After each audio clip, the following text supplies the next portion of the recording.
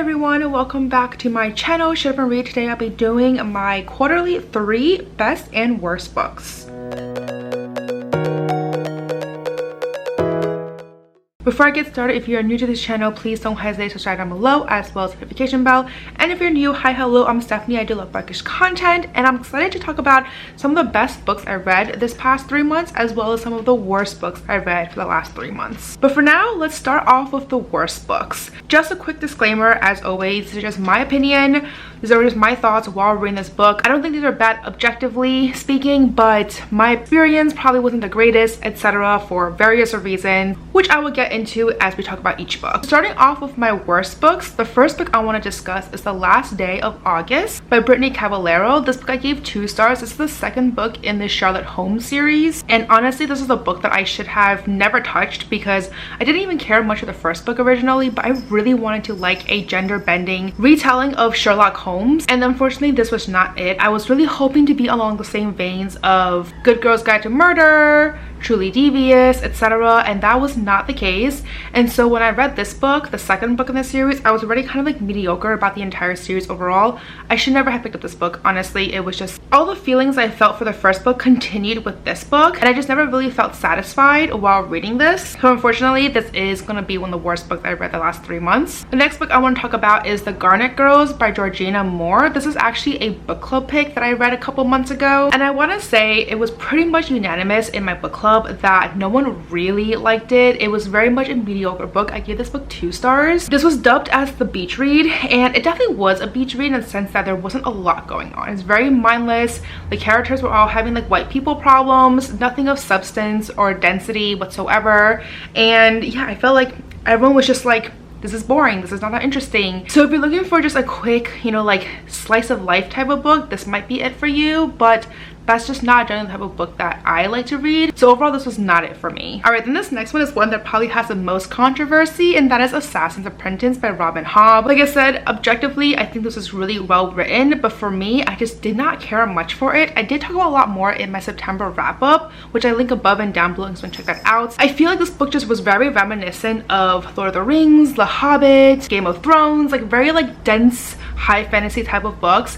And these days, I don't know why, like I want to like those books again, but I just haven't been in the mood for like high fantasy or like dense fantasy. Okay, I had to like pick up my kitten because he has been biting me. So this is little Tofu for a kitten update. He is now just over 3 months old. He just turned 3 months earlier this week, but look how cute he is. Look at that. So anyways, yeah, he's been biting me, nibbling my ankles. I'm hoping to get him a little foster friend, but anyways, little quick cat commercial here. So anyways, like I was saying, I just felt like this book was just not it for me. I didn't really care a lot for the characters. While the plot was interesting, it just felt like it was so slow, and I'm not about that slow fantasy life anymore. I'm more about like something quick, something fast, and I think that's why I resonate more towards like lighthearted fantasy versus like a really high fantasy digging deep type of book right now, which is honestly so unfortunate because I really want to enjoy this series, and I was really hoping to dig into this entire series because I've heard so much about this series, but because I really did not care much for the first book, obviously I would not be continuing on with the series. Now moving on to the best books that I read for the last 3 months. The first book I want to talk about is Every Vow You Break by Peter Swanson. This book I gave 4 stars. I feel like this is a book that didn't have a ton of high ratings on Goodreads, but I don't know why, I really enjoyed this book. It basically follows a woman who on her bachelorette weekend ends up having a one-night stand with a random guy, and she never tells her fiance, and shortly after they end up getting married, and now they're on a honeymoon, and it turns out that perhaps her husband actually knew about this one-night stand, and there's something going on with this honeymoon destination location, and things are just not as they seem. I was so fascinated with the story. I wanted to know what was going to happen. There were definitely a lot of ups and downs throughout the story, and it constantly had me hooked and invested. So I don't know why the rating was very low. I personally really enjoyed it. I was kept at the edge of my seat, and I could not put this book down. The next book on here is The Red Queen by Victoria Aveyard. This book I gave 4 stars. I also have the collector's edition, and I'm actually doing a dedicated reading vlog for this. I have not continued on the series yet, which I will have to do at some point soon, but look forward to that in the future because I really enjoy this book. This book is basically about a society where people people with silver blood have powers and they're considered the elites, and then people with red bloods are the commoners, middle class citizens, and basically looked down upon by the silver blooded people. And this one girl, she is a red blood, and then one day something happens and she ends up displaying this phenomenal power. And so now the king has basically taken her in as a foster daughter or like an adopted daughter, and trying to figure out how did this red-blooded girl have powers that should be only gifted towards the silver-blooded. So super fascinating. This is definitely high stakes, very fast-paced. This is the type of book that I'm looking for, by the way, unlike Assassin's Apprentice. It's like high stakes, fast-paced, very entertaining. I was constantly invested in the story. I want to know what's going to happen next. The characters also really fascinating as well. I also like the magic system in here in terms of all the different abilities that people had. So definitely recommend this book, and I cannot wait to continue on the series. And this next one is one that I also talked about in my September wrap-up, which I'll link above and down below, and you can check that out. And that is Dial A for Aunties. This book was so freaking hilarious. I really enjoyed every second of it. It's based about a woman who is a wedding photographer for her family's wedding planning business. So she has her mom and then 4 aunts, and they all have different roles in the wedding planning. So for example, one of her aunt is a makeup artist, another one is a caterer slash cook person, and then they all have different roles. I think one's like an entertainment person, something like that. And then of course she is the wedding photographer. And one day her mom's like, you know what, I'm gonna find you a boyfriend, and gets on this dating website and basically pretends to be her daughter.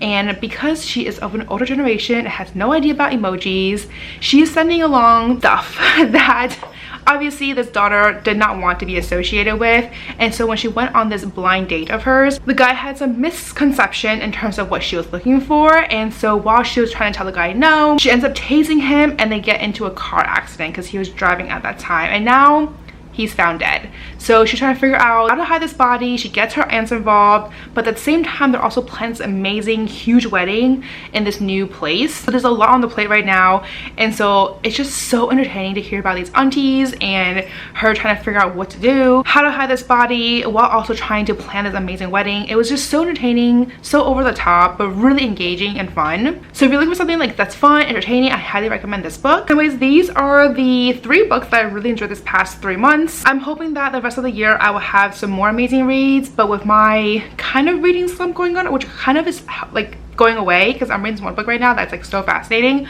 and it's like also very fast paced, so I'm kind of getting out of my reading slump, fingers crossed. But I'm really hoping that the next 3 months will have some amazing reads, and then I can share that with you guys for my quarter end. So anyways, that's it for this video. Let me know down below if you have read any of these books before. What did you think of my controversial opinion about Assassin's Apprentice? Because I've only heard good things about it. I don't think I've heard anyone talk negatively about it, so I was very disappointed that I did not like it as much as I thought I was going to. But anyways, as always, if you like this video, please give me a thumbs up. It really does help my channel. And if you like to see more content of me, please don't hesitate to subscribe down below, as well as the notification bell. And as always, don't forget to follow me on Twitter and Instagram, and I'll see you guys next time. Bye.